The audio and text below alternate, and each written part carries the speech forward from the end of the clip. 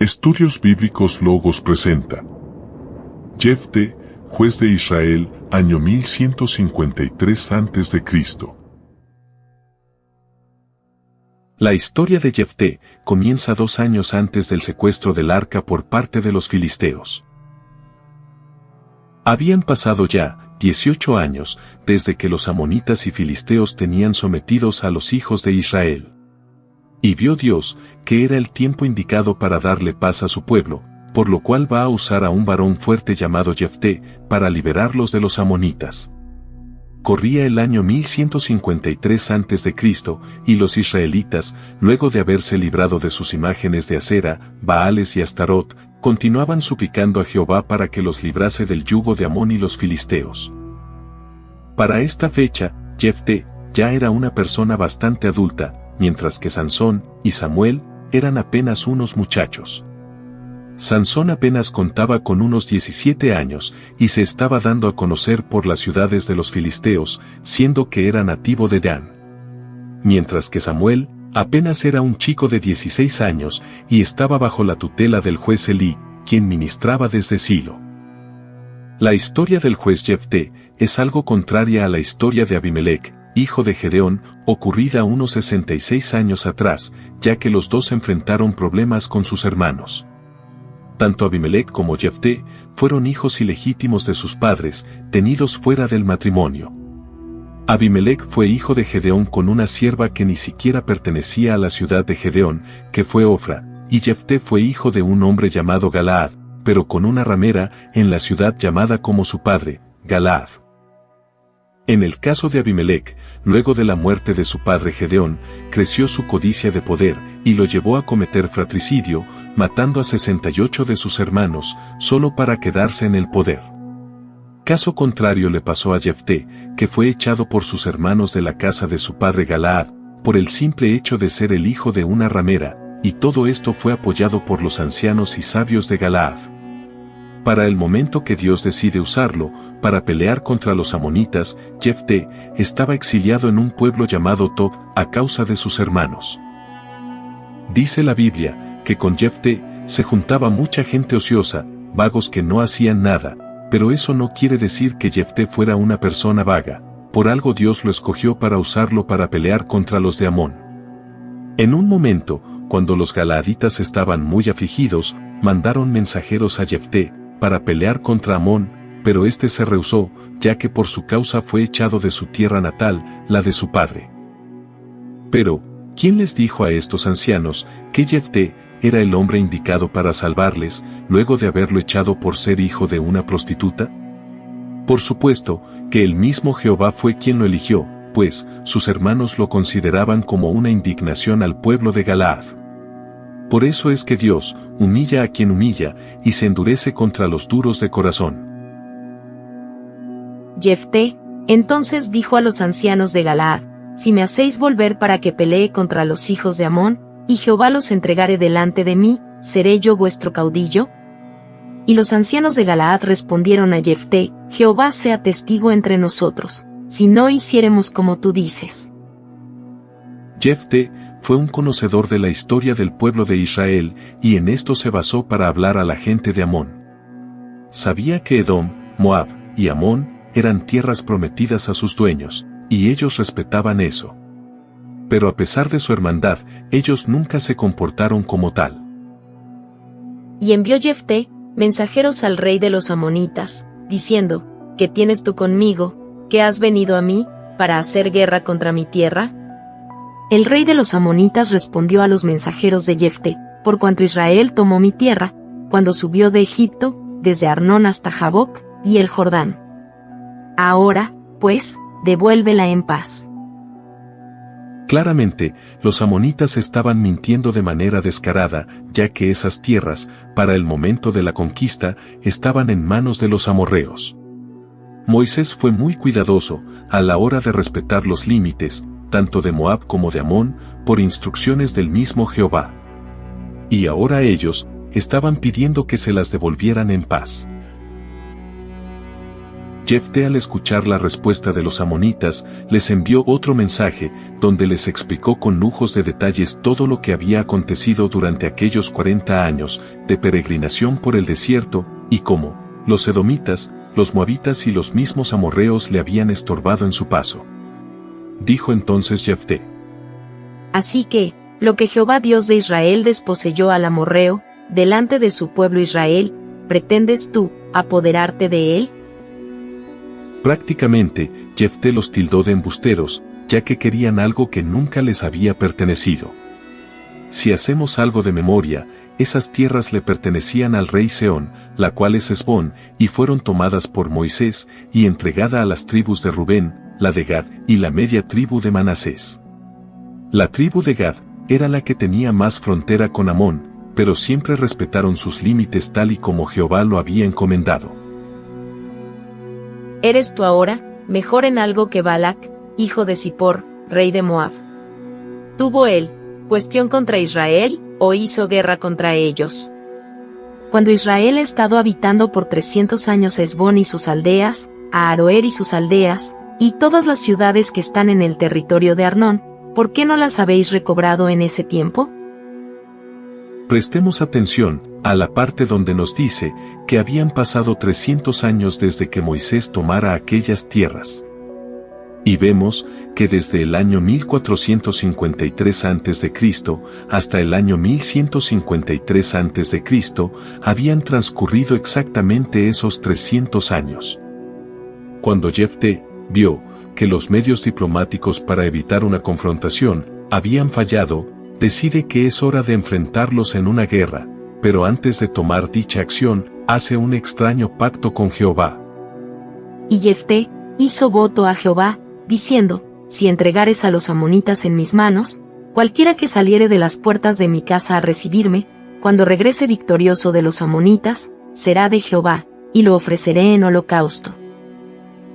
Y así fue Jefté a la guerra contra Amón en las tierras de Galaad, y Jehová los entregó en sus manos. Pero la gloria de Jefté se convirtió en pesar, ya que cuando llegaba a su casa, quien salió a recibirle con panderos y cantos, fue su única hija, y eso le causó tremendo dolor. Y su hija, al verlo llorando, le preguntó que cuál era el motivo de su tristeza, si había salido victorioso de la guerra con Amón, pero Jefté le explicó a su hija todo. Su hija no lo tomó a mal, lo consoló, y le pidió que cumpliera su palabra a Jehová, pero que antes le dejara llorar su virginidad por 2 meses por los montes, acompañada por sus compañeras también vírgenes.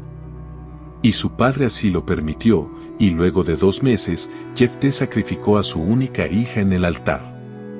Esta vez, Jehová no tuvo la compasión que tuvo con Abraham, cuando le tocó pasar por lo mismo, cuando en aquel tiempo, Dios le ordenó sacrificar a su hijo Isaac en el monte Moriah.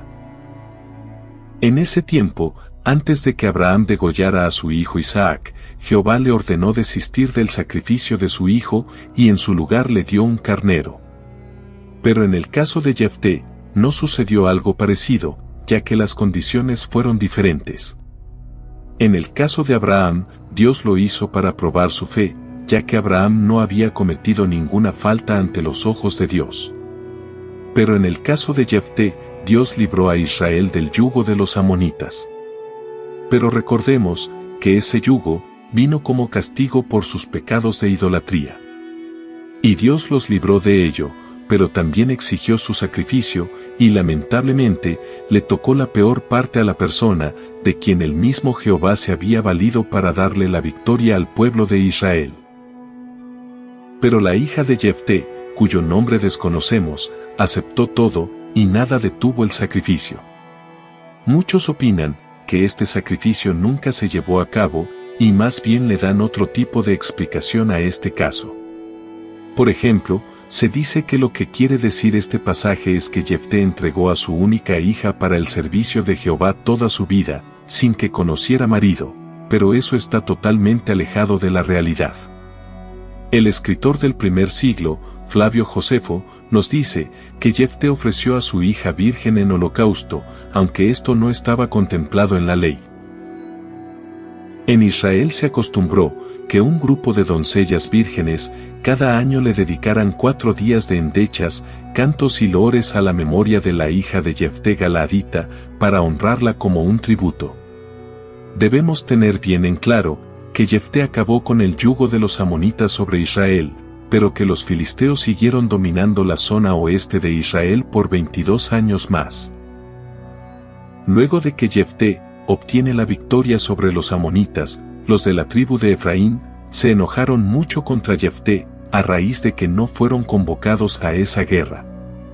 Como sabemos, Efraín y Manasés eran hermanos de padre y madre, hijos de José, que le nacieron en Egipto. No era la primera vez que los de Efraín hacían este tipo de reclamo a sus hermanos, ya antes lo hicieron también contra Gedeón en su lucha contra los madianitas. Gedeón era de la Manasés occidental y Jefté era de la Manasés oriental.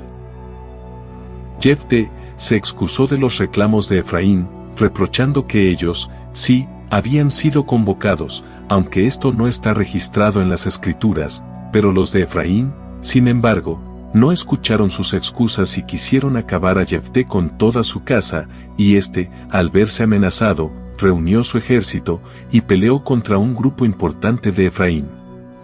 Jefté consideró a este grupo como los fugitivos de Efraín, que hacían vida entre Efraín y Manasés, y por esta razón les declaró la guerra y los venció. Inclusive, luego de haberlos derrotados, los galaaditas montaron una alcabala en los vados del Jordán, para evitar que los fugitivos de Efraín lograran pasar al otro lado del Jordán. Y los galaaditas tomaron los vados del Jordán a los de Efraín, y aconteció que cuando decían los fugitivos de Efraín, quiero pasar, los de Galaad les preguntaban, ¿eres tú efrateo? Si él respondía no, entonces le decían, ahora pues, di Chibolet.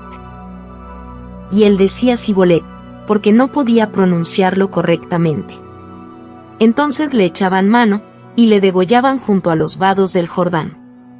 Y murieron entonces de los de Efraín 42,000. Fijémonos bien en el término que se está usando para referirse a los de Efraín. ¿Eres tú efrateo? Y hay que estar claros que en la Biblia, esta palabra puede usarse como gentilicio, tanto para los nativos de Efraín, como para los nativos de Efrata o ciudad de Belén de Judá. Esta palabra solo aparece 5 veces a lo largo de toda la Escritura. 3 veces para referirse a los habitantes de Efraín, y 2 para referirse a los nativos de Belén. Cualquiera que lo lee, puede pensar que Jefté estaba matando a los de Belén de Judá, pero en realidad se está hablando de los de Efraín, como lo dice al final del texto. Luego de la guerra, muchos de los derrotados de Efraín huyeron y se mezclaron entre los galaaditas y trataron de regresar hacia el occidente del río Jordán, a sus tierras, pero Jefté usó una técnica no muy convencional para tratar de reconocerlos y darles muerte. Esta técnica consistía en montar alcabalas entre los vados, por donde tendría que pasar todo aquel que intentara regresar, y el método empleado tenía que ver con algo de la fonética o pronunciación. Al parecer, a los efrateos les costaba pronunciar las palabras con che.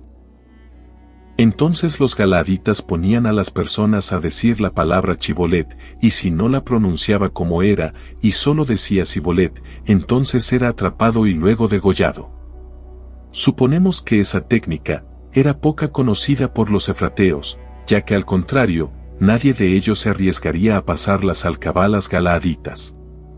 En total, los muertos de Efraín en guerra contra los galaaditas fueron 42,000. ¿Cómo pudieron matarse tantas personas entre tribus hermanas como lo eran los hijos de José? Prácticamente, el caso de la tribu de Benjamín había quedado en pañales frente a esta guerra tan absurda. ¿Y qué pasó con las demás tribus, que no intercedieron? Jefté y su gente mataron más efrateos que amonitas, razón por la cual Jehová le había levantado como juez. José, en los últimos días de vida de su padre Jacob, llevó a sus 2 hijos para que los bendijera, Manasés y Efraín. Y Jacob puso a Efraín, que era el menor, sobre Manasés que era el mayor, y esto irritó a José, ya que Manasés era su primogénito, pero Jacob dijo que así era como tenía que ser. A través de la historia, podemos comparar y ver si en verdad los de Efraín han estado muy por encima de los de Manasés, y lo que logramos observar es que Efraín tenía más descendientes. Pero en la repartición de las tierras observamos que Manasés, sumando las dos partes que le tocó, obtuvo 3 veces más tierras que los de Efraín, y hasta ahora, de los 8 jueces mencionados, 3 han salido de Manasés, mientras que de Efraín, solo 1.